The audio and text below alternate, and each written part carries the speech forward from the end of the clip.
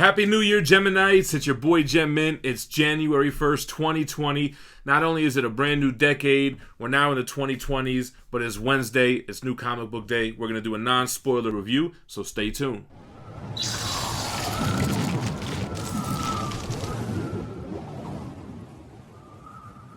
Alright guys, it was kind of a slim week. We only had one DC book because a lot of the DC titles were much further along when I started jumping back into single issues, so still trying to get caught up on the DC stuff. We have the DC Black Label Joker Harley Criminal Sanity issue 2.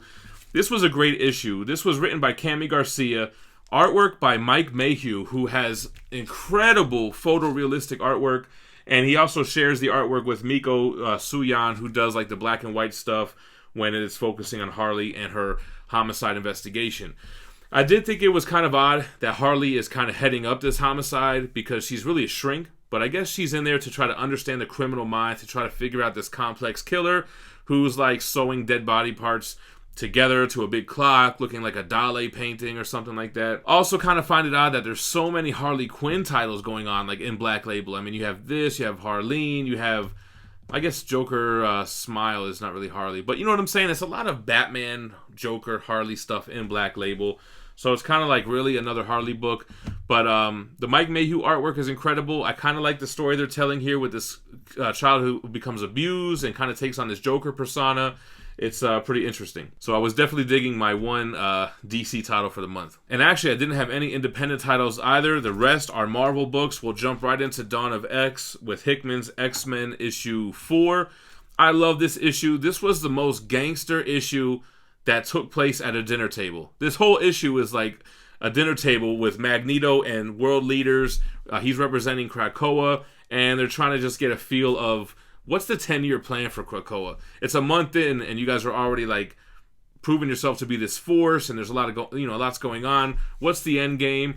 And he tells them, and they don't necessarily like it. Magneto's eating steak. You can see it's even like rare to medium. It looks pretty good, and They show that they're a force, man. You know, there was an assassination attempt on Professor X, and they're going to ensure that doesn't happen again.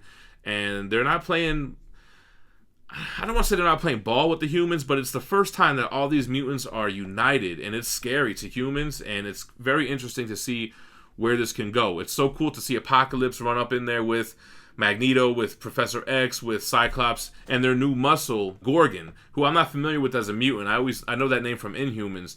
But Gorgon, badass muscle, and it says in the book, like, he's going to roll with them, especially when they leave Krakoa because of that assassination attempt on Professor X. So, very cool issue. Loving it. Marauders number 5. One of the stronger Dawn of X titles, although, I didn't really love this issue. It was okay. You had some Kate Bishop stuff. Didn't really do any badassery. She does have a very cool scene with phasing, which I'm not going to spoil for you guys. But Marauders plays with some other ideas here. Kate, not only can she not go through Krakoa's portal, is she not also going to be able to take advantage of those other perks that Krakoa offers the other mutants? It's kind of a theory that they're playing with here. You get some Hellfire Club stuff, Sebastian Shaw stuff, but otherwise, not as strong as an issue as the other Marauders titles for me, at least. Punisher Soviet 3, Garth Ennis. This was a tough book, man. This was another kind of backstory on Punisher's new partner, per se, like this Russian guy who was also going after the same targets as him, who also doesn't kill civilians. But his backstory in, I think it was Afghanistan, was gruesome, man. Like, what they did to his platoon, and they left him the only one alive, was gruesome, gory stuff. Although it was a similar issue to the last issue, this one was much more interesting and, like I said, much more gruesome and gory, and it kind of gives you an idea of where this guy, I think his name is Valerie, but I don't know if I'm saying it right, Valerie, something like that.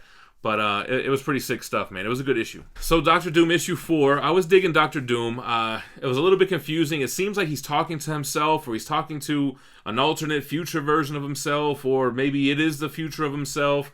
They're playing with theories of multiverse and kind of like everything is an option, but there's only one true universe. And like I said, it's a little confusing, but you have a cool fight scene between Doom and Taskmaster. You get another surprise villain who's, I'm not going to spoil because it was kind of like a surprise. and he sticks them with a sword pretty nice. But it's pretty cool to see Doom. He's not in full garb. He's got his mask, a green hoodie, and some jeans, and he's out in the town, and he even gets called out by that, not having his armor on. But I definitely liked it. I didn't like it as much as the Hell issue from issue 3, but I still enjoyed issue number 4. Daredevil issue 16. 16 by Chip Zdarsky. I have nothing but good things to say about this book. He reminds me in this book why I fell in love with the first arc on Matt Murdock, kind of seeing this mob boss's wife, and a lot of that stuff has been missing from this story arc. It's really him palling around with Elektra. He's no longer using the moniker Daredevil because Daredevil is dead. He's just kind of like Netflix Daredevil costumed, and he's still being Daredevil even though he swears he's not.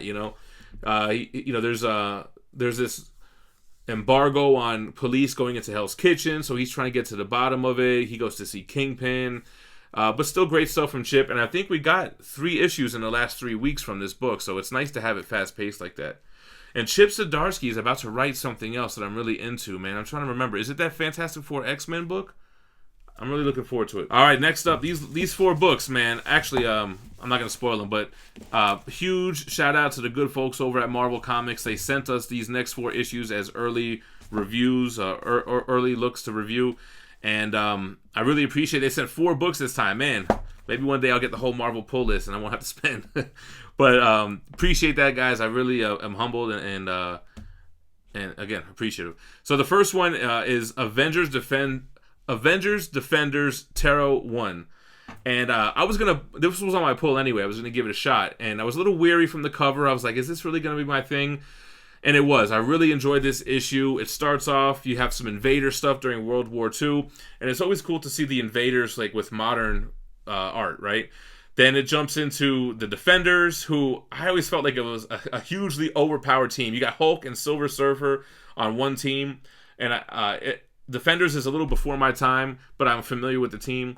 Anyway, you get a Defenders storyline that ties into the current Avengers stuff, and it was really fun. It was fast-paced, and I definitely enjoyed Tarot. Tarot, how do you pronounce that? I'm definitely going to grab issue 2. Who's writing this anyway? Alan Davis. Paul Renaud on the art. All right. Next up, we got the new Star Wars ongoing. I was super excited to jump into this. I read Jason Aaron's Star Wars Omnibus. I read Vader Down Omnibus, or I guess it's just the Darth Vader Omnibus. There's a couple of new Star Wars titles that are coming out. You have this, Darth Vader one, some kind of, Boundaries one, or Boundaries one. But this takes place after The Empire Strikes Back and before Return of the Jedi. You have some Lando stuff. You basically have the aftermath where Luke just finds out that Vader's his father. Spoiler alert, gets his hand cut off. And it's the time with him on the Falcon before he gets the cybernetic hand. So he's only got one hand, Luke, in this issue. And it's really fun. I don't typically like storylines where I already know what's going to happen in the future. But I like how they're kind of filling in the blanks on what happened in between movies here. Hell, Star Wars is doing that literally with movies like Solo and Rogue One. So this is kind of like a Solo or Rogue One type of storyline. Next up, we have Hawkeye Freefall number 1. Who is this written by? Rosenberg. This is Rosenberg and Schmidt, and I had to double check because it felt just like the Matt Fraction run, except all the villains didn't say bro every 2 seconds. But Hawkeye's a snarky, cool guy. He knows he doesn't have powers, but he knows he'll still whoop your ass. And it's kind of like a Daredevil type story, man. Putting the bad guy away, but he gets off because of who he knows and his money, although his pawns take the fall. And it feels very Murdoch-ish, lawyer-ish, but it's really fun. I guess he's dating the night nurse. That's a pretty fun, interesting scene, kind of rated R scene. And it's fun. I like it. I'll keep reading Hawkeye for sure. And my pick of the week, if you haven't guessed it, motherfucking Thor by Donny Cates, issue 1. He killed this, man. This picks up right where Jason Aaron left off. Silver Surfer Black matters. Everything that he's been doing leading up to this matters. Now you have King Thor, retired from the Avengers, making other comic book characters kneel who you would have never thought would have bent the knee. Crazy twist at the end. 2 twists, like back to back, on kind of like where the story's going to go, and then boom, we get another twist at the end. Silver Surfer Black in this, he's black, he's chromed out, like, man, the way that Thor does Loki is crazy. The note that Iron Man writes to Thor on Mjolnir, you'll have to read it to find out. But Thor, man, Donny Cates did his thing. You could tell he was into writing this. He was like so poetic in it, and he was doing his thing, man. It was a great read. I'm so excited to continue to read this run. It starts off really good. I think a lot of people will agree that this is the hottest book of the week, man. But if it's not, let me know what you thought was the hottest book of the week down in the comments below. Probably, if Thor or not. Make sure to subscribe to the channel. Make sure to hit the like button before you dip, and make sure you guys have a great 2020. We're going to do it bigger this year than ever. We're going to continue to grow. We're going to keep on sharing new things with you guys and making better connections and networking and all that good stuff, man. So enjoy the ride. Thanks for watching. Peace.